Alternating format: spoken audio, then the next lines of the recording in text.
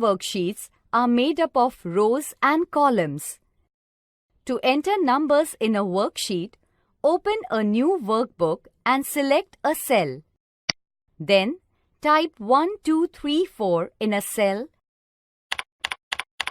The numbers appear inside the selected cell and in the formula bar, and press Enter.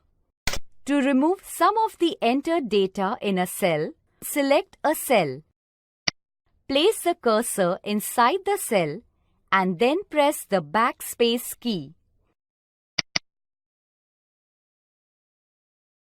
To remove all the data in a cell, select the cell and press the Delete key.